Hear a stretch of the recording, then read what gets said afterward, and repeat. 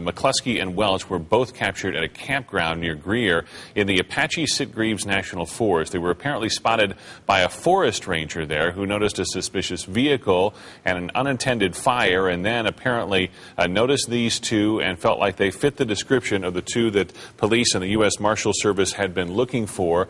He called the Apache County Sheriff's Department, which then assembled a SWAT team, which kept them under surveillance for about an hour before they finally moved in. Both McCluskey and Welch were told were armed. Welch actually tried to go for a gun, but there was no gunfire exchange.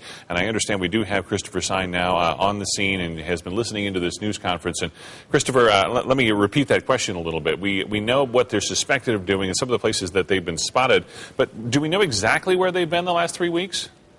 You know, Steve, the last credible sighting for the pair was actually August 6th, and that was in the Montana area. Since then, the marshal even confirmed the case had gone cold, and that's when this went out. This is an international alert for McCluskey and Welch, so it wasn't just the United States. This was going out throughout many areas, including Mexico and especially Canada, that they originally thought that they were heading that way, and the news conference is still taking place behind me. Something else telling, Steve, is they were actually surprised that they were able to nab them without any bloodshed. That is extremely concerning. It shows just the amount of concern that arresting officers and even investigators had throughout this entire investigation.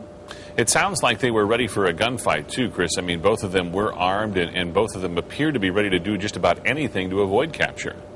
Certainly agree with that, because they confirmed to me that 2 guns were found in the crime scene area where they were camping, and then Cassie Welch was armed with a gun, in which we reported earlier, and they confirmed that it was in the small of her back, and when officers approached, she actually went to pull that gun out, and luckily the SWAT team was right there. It was fast acting, and luckily nobody was injured. And then they said McCluskey actually said that he wished that he had shot the park ranger who originally spotted him. Extremely concerning, and shows the desperation of these two, and luckily nobody was injured. But of course, that family in New Mexico, the husband and wife who were murdered, that's now going to become the main investigation here of linking them to that.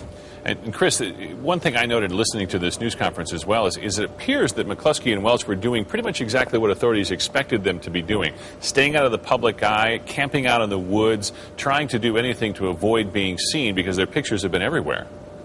Yeah, investigators have told me that they believe John McCluskey had some kind of survival training or survival skills, and that he might, along with Cassie, be quote-unquote living off the land. And that appears as though that's exactly what they were doing. They were in a camping area. The pair had tried to hide their car in some heavily wooded area in this camping area, and it just so happened that this park ranger came by, spotted the car, thought that something was wrong by the way it was parked. Evidently, they tried to hide that car, which now, as we all know, led to the arrest. Christopher Simon will, of course, continue to follow this story. We have a crew on the way to Greer where they are processing that crime scene right now.